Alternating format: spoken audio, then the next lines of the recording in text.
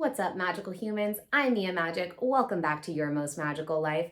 I'm sitting here with my very sweet, magical little black kitty. She wanted to film with me today. She doesn't usually get to be in here because she chews on all of my feathers and all of my flowers, but she's being a very good girl today. So she's going to be with us for a little download on why witchcraft is important, or what you can do in order to utilize witchcraft and harness your own personal magic by crafting your wisdom. So first and foremost, that's the most important thing to talk about, is that the word witch means wise. It is about wisdom. And that wisdom does not have to be my wisdom or yogic wisdom or Jewish or Christian or Islamic, Muslim wisdom. It doesn't have to be any certain type of wisdom. This is about your wisdom. This is about your power and connecting to your inner guidance system, what I like to call your intuition, your inner wisdom, in order to harness and cultivate the most impactful power that will have an influence on your life, that will be supportive to you and that will serve you. So some of the ways that I personally craft my own wisdom are by connecting with the earth, by relating to my body as the elements and seeing how each of those elements show up in my life. So first of all, the earth element is our bodies. It's our physical vessel. It's this red color, right? I'm from the redwood, so I definitely relate to that redwood rooted energy that very much feels attuned and aligned for me. The earth is our body, right? It's the density, it's the bones, it's the stones in the earth, it's the clay that is our muscles, it's the hair that is the trees and the bushes and the plants. Then the water is our blood, right? It's our emotional realm. It's our sexual fluids. It's our sweat and our tears. It's the moisture behind our eyelids. It's the saliva in our mouths. Water is our sensuality and our pleasure. And water flows, right? If we block or dam up water, then everything down below it or our body can get dried out. So when you use a metaphor like for nature like that, what I like to think about is if we dam our emotions, if we stop our emotions, if we keep ourselves from expressing our emotions, then that nourishment that's meant to go to our bodies is not present. We're not feeling whole. We're not feeling nourished. We're feeling dried up. Hi, baby girl. We're feeling, what do you want? Come here. She's a little bit of a stiff armor, you know, when they give you the stiff arm, she's like, oh, no. What are you doing, you sweet baby? You're my dumpling. You're my little black cat girl. So when we don't have that nourishment, things die, things atrophy. That lush aliveness that is present in a riverbed is no longer present. So you want to be able to express and experience your emotions. You want to let them out and let them be free. You don't want to dam them up. You don't want to suppress them. You don't want to say, oh, you're not worthy of being felt, right? That's a huge way that we can cultivate our wisdom is, what do I need to feel right now? How can I hold and support myself and give myself the opportunity to express or experience this emotion in a healthy and nourishing way? So I can let that water flow so that nothing's going to get stuck, nothing's going to dry up, everything is going to be nourished. And then as that water flows through, as that emotion flows through, I'm like, okay, I feel good. I feel better now, right? Then the fire is our action. It's our motivation. It's our willpower. It's our drive. It's how we move and step forward. It's truly all about that spark, that ignition inside of us, right? Even in our bodies, fire is the electricity. It's what makes our hearts beat and pump that blood through us without being plugged into anything. It's like, oh, we're just here and alive, right? Our brains are running on electromagnetic frequency. That's how the neurons are firing in our minds. And our hearts actually have something like 10 or 50 times the electromagnetic frequency and power than our brains do. So really, like, we're meant to be heart-centered. We've just forgotten. It's all good. But that's the fire in our bodies. And we have those words like lighting a fire under your ass to say, get up and get going, get moving, right? Take action. Then the air, obviously, is our breath. It's the thing that we cannot survive without. Just a few seconds, maybe a few minutes, right? Without breath, and we're gone. The breath is So vital. And the breath or the air represents our communication, our intellect, our mind, our thoughts. And it's with this breath, right,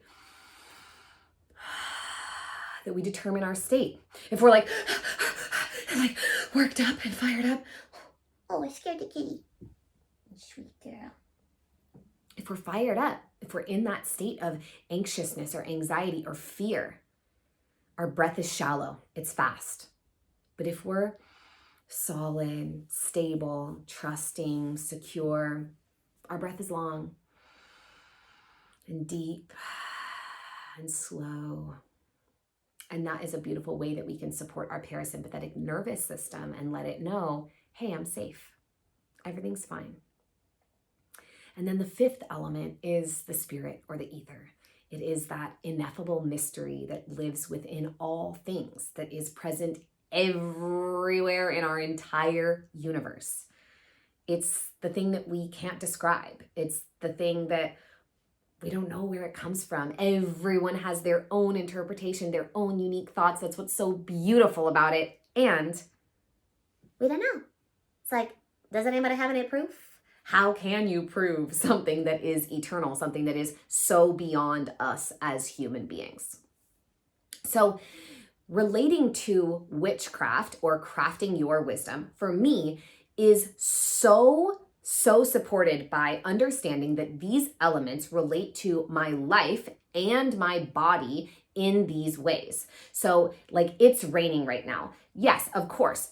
I live in Southern California. We need the nourishment, we need the rain, but this is also a sign for me that, okay, this energy, this pleasure, this washing of the earth, this cleansing, this purification is occurring.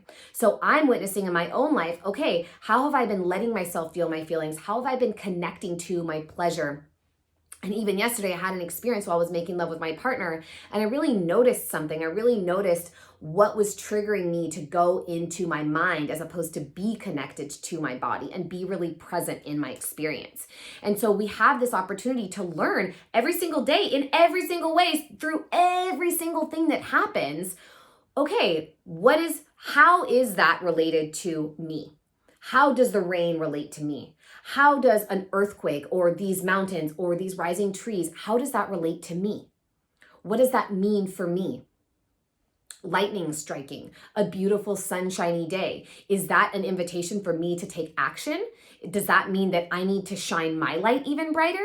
What about the breath? If we're feeling the winds of change blowing through our lives, what are the thoughts that need to change in our minds? What are the ways of speaking that are communicating things that we don't actually want to be empowering, that we don't want to be true? Like, for example, if you're working on your abundance and you keep telling people, oh, I can't afford that. Oh my God, I don't have any money. Like, oh, this sucks. You're not attuning to an abundant frequency or a state of abundance because you're constantly communicating that there is scarcity. My program, Witchy Rich, which is all about how I have slayed scarcity and magically manifested money and abundance into my life, is opening again on November 11th. It's going to be so magical. We have weekly live coaching calls with me. And as some of you know, I was a life coach for 8 years before I started doing online programs and making YouTube videos. And so that's really where some of the deepest magic and power and transformative capacity exists within my personal gifts.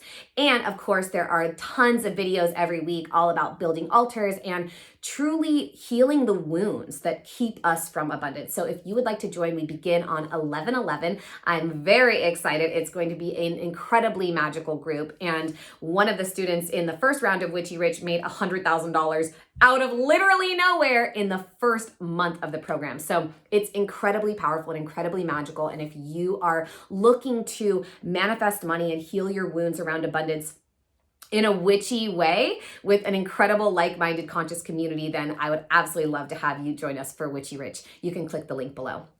And so we can always witness every single thing in our life has the opportunity to be divine. That's why I love that word divine, because it's a noun and it's a verb and it's an adjective. And so as a verb, to divine means to utilize our understanding of the world as a map, as something to be interpreted. Divination is astrology and tarot, right? It's utilizing these archetypal energies or these images in order to interpret information about what's occurring in someone's life or our own lives. I love divination. And for me, that is the pillar of my craft, truly is that everything is information. And so I am always utilizing what I know and what I've crafted in my own personal wisdom to understand how the universe is communicating with me and to be able to communicate in return. Even like wearing a red outfit for me is like power. This makes me feel connected to my passion and to my power.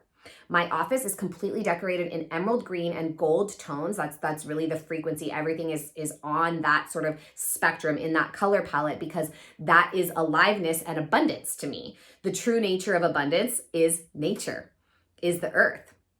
And that Venusian, I am the beauty of the great green earth energy of constant eternal creation, even in the winter months, right? The trees go dormant and they're gestating. They're getting ready to be reborn in springtime. And so that energy is something that's super important for me to attune to always, and that I really like to pay attention to. When I'm bleeding, I always wear black to honor the emptiness, the shedding, the release. It's like, I mean, of course, I also free bleed. So like, I got to bleed onto something that's going to be black and that I'm not going to ruin. But the energy of black also makes me feel like I'm clearing out. I'm allowing myself to be a vessel for the information that is meant to come through me, that I'm making space for by shedding from my womb. So some of the other pillars of the craft can be really anything you want. If you want to focus on spell work, if that's what's important to you, then absolutely do it. There are so many different ways that you can utilize spells. And for me, the most important thing has been connecting to, again, my intuition, my inner wisdom and inner guidance system, and listening. What is the spell that it wants me to do? How does this spell want to show up or occur or come to life? Now, again, I don't do a ton of spell work. What my craft is, again, about interpreting the language of the universe, understanding the elemental connection between my life and the world around me, and really utilizing archetypal energies. So I utilize archetypal energies of the goddess, like the warrior goddess or the queen or the sex priestess or the high priestess. Those to me are like mostly the same, but there could be some distinctions depending on what kind of priestess you are.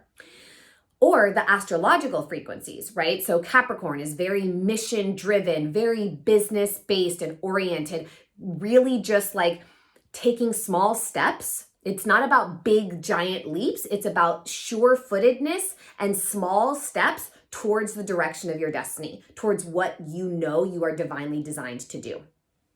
Then you think about the archetype of Cancer. That's very much the mother, the great mother, the healer, the nurturer, the one who tends to the home, the one who is so caring and very emotional. If any of you know any Cancers, like they're pretty emotional as long as they've allowed themselves to be, right? It would be a wound in a Cancer who doesn't let themselves cry very often. But really using those archetypes and understanding each of those energies, I honor the moon time. So I do a ritual every 2 weeks with the new moons and the full moons. And some would consider that spell work, but for me, it's more about embodying and connecting to those archetypes in order to maybe heal whatever it is that I haven't been actualizing or connecting to in that archetype within myself, or something that I want to let go of, right? Generally, full moons are for letting go and new moons are for planting seeds. And so that's a big part of my craft, is making sure that I acknowledge whatever the archetypal energy of the cosmos is at that time, and then create some kind of ritual or experience for myself or my partner or my friends or my coven. I like to do new moon and full moon rituals for all of you online. I will be doing a Scorpio new moon ritual on November 5th at 5 p.m. PST. It's PDT. Either way, Pacific time. if you'd like to join, it's going to be amazing. And so you can always attune with the moon and those archetypal energies. Something that you can do to connect to your craft is literally just one daily practice. Maybe for you, that's pulling a rune or pulling a tarot card or sitting in meditation or building an altar where you have one picture of a deity or a goddess or a divine frequency or energy, even a guru. I personally don't really connect to having a human guru. That's not really something that has worked for me. I have tried many teachers and have so many people that I love and admire and enjoy learning from so much. And my greatest teachers on this plane are the trees, those redwood trees I mentioned at the beginning. And so that's really where I get my deepest wisdom and have my greatest reverent connection to a being as my personal teacher. But you can sit with an altar photo or representation talisman and just pray to that energy. Ask it for guidance. Ask it to support you. What am I meant to do today? What am I meant to receive today? How am I meant to show up today? And one of my personal favorite practices that I always recommend to people is to do channeled writing. So and you don't have to call it that. It can be stream of consciousness or just automatic writing. You can call it whatever you want. It doesn't have to be channeled, right? Like some people don't like that word. Totally fine. But what I do and what I did every day for a year that totally changed my life, y'all, and really helped me connect to crafting my own wisdom and making my own version of magic was doing a channeled writing where I said, I call upon my highest self to write to me, through me, everything I'm meant to receive in this moment after doing I think it's still on YouTube. It's called Access Your Higher Self, Binaural Beats. It's like 14 minutes and 36 seconds. It was the perfect short meditation. It should use headphones. It's better if you do because you can hear more of the frequencies. And I would listen to that 14.5-minute meditation, and then I would do this writing practice. I call upon my highest self. You can say I call upon the goddess, I call upon the fairies, I call upon the history of witches, whatever you want. I call upon X to write to me, through me, anything I'm meant to receive in this moment, or any guidance you have for me today, or anything I'm meant to do, anything I'm meant to know. You can say it however you want, but that's how I always did it. I did the Access Your Higher Self Binaural Beats meditation. It's on YouTube, totally free. And then I would do this writing practice every day for a year. Every day for a year, I got a letter from the universe being like, hey girl, this is what you need to know. This is what you need to check out. This is where you need to go. This is who you need to talk to. This is what you need to try. This is the video you need to make. I'm like, whoa, damn, that is cool. So that was incredibly powerful for me, and I highly recommend that practice if you want to just engage with your own craft and cultivate your own magic in a new way, or you want to just dive into your power in a different way than maybe you've ever tried before. In talking about the elements, for me, the most important element, pun intended, of working with the craft and harnessing my intuition and inner wisdom is to connect with nature. And I know lots of us live in cities or in apartments, and especially if that is your situation. I personally live on 3 acres of land. I'm looking out at the misty mountains and the rain and the trees and the oaks and the plants, and I just love where I live. I'm so grateful. And it took me a while to get to the dream house place, so don't feel bad. It's like it's a process, especially when we're using our magic, right? We got to manifest all the things and heal all the wounds that make us think that we're not worthy of it. But especially if you live in a city or you live in an apartment, there is nothing more important for the health of your body, the health of your mind, the health of your emotions, the healing of your internal wounds than spending time in nature. There are thousands of studies that share how impactful forest bathing is. There's a thing called blue space. I don't know why it's not called green space, but it's called blue space in your mind that is a type of brain matter that is only created by being in a silent state where you are immersed in the sounds of nature. So sorry, it's not silent, but where the only things you can hear are like the wind in the trees and the birds chirping and perhaps the sound of a gently running stream. That will literally change your brain. Blue space is one of the richest, healthiest, most powerful types of brain matter, and it can be built and created and generated and increased by spending quiet time out in nature. I personally like to think and certainly hope that I have a ton of blue space in my brain because I love, love, love, love, love, love, love.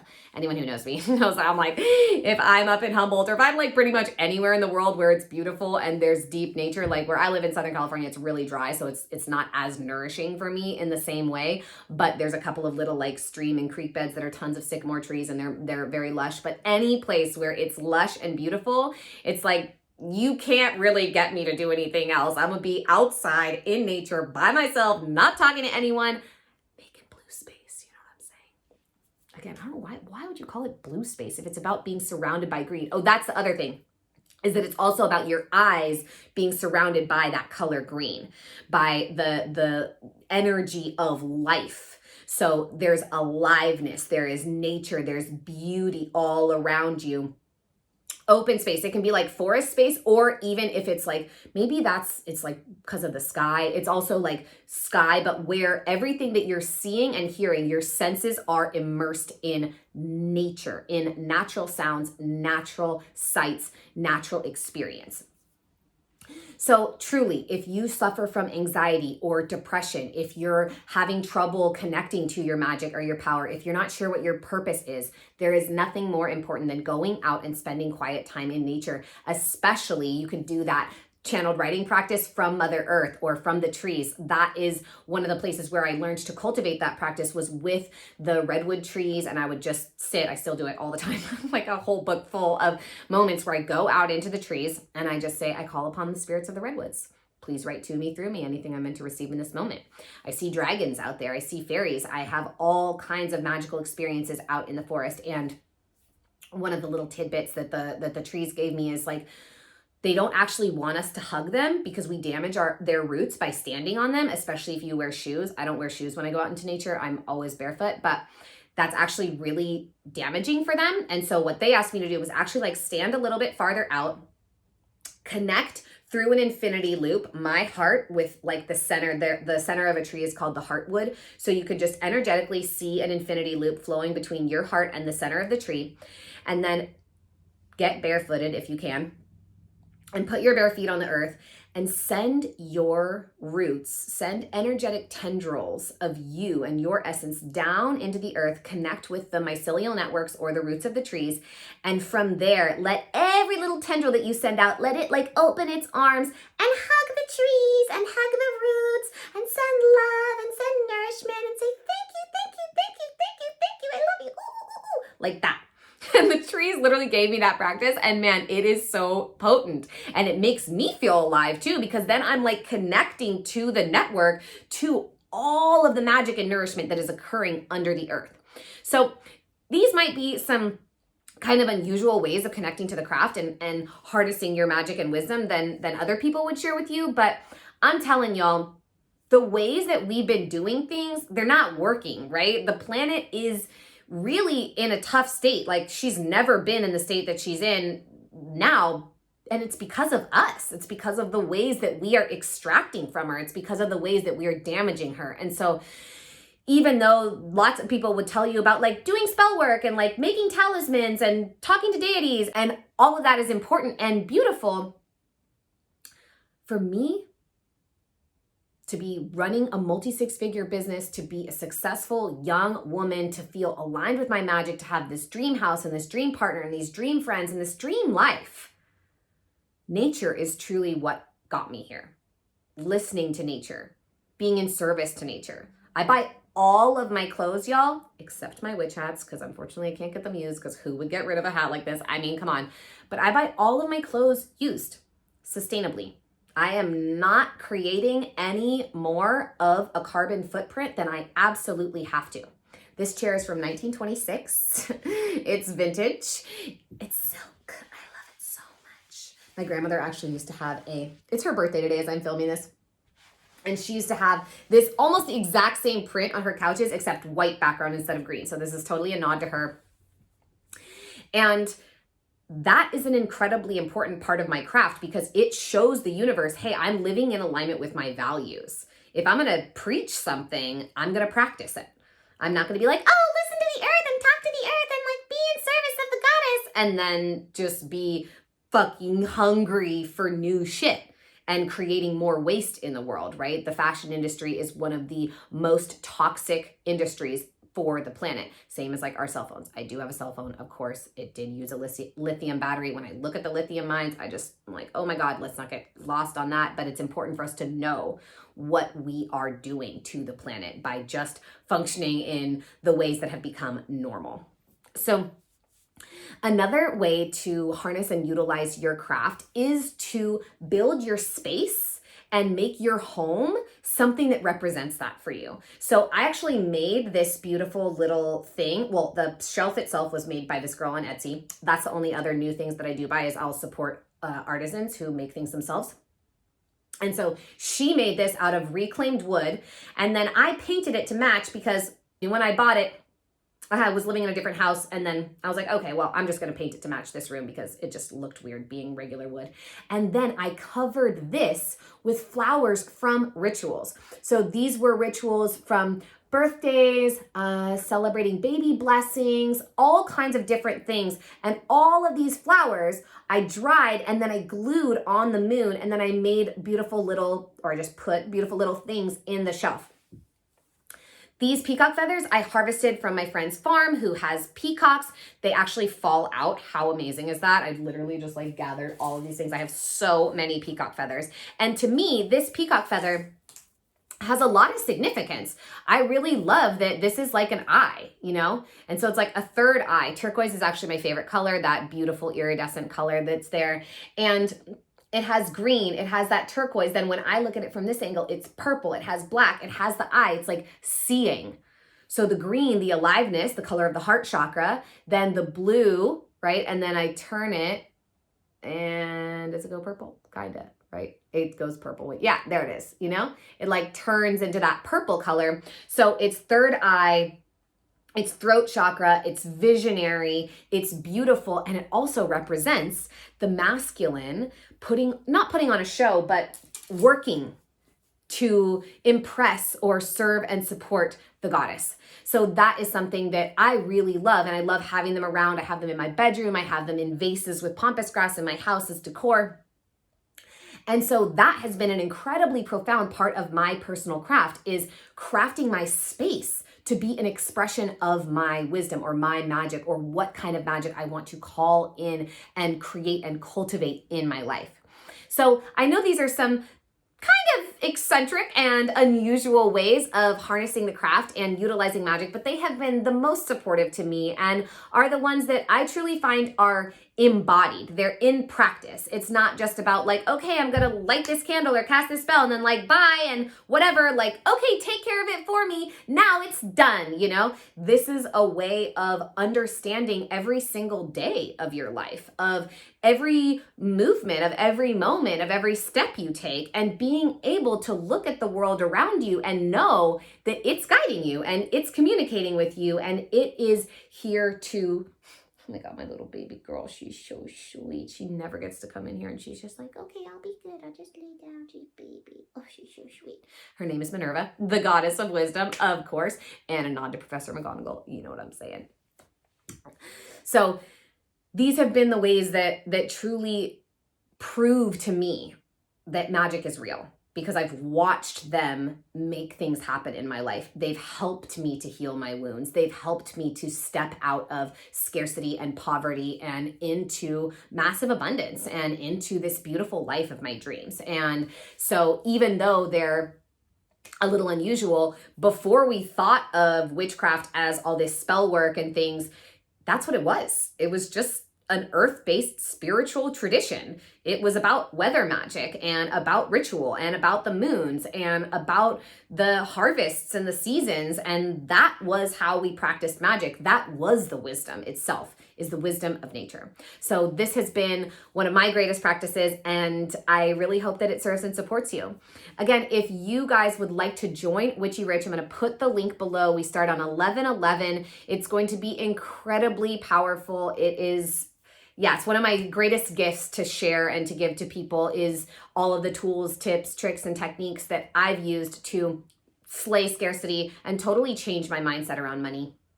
And it's going to be a really amazing group of people. So if you'd like to join us, click the link below.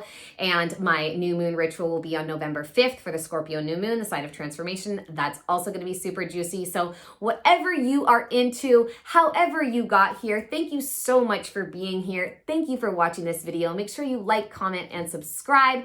I am Mia Magic, and welcome to Your Most Magical Life.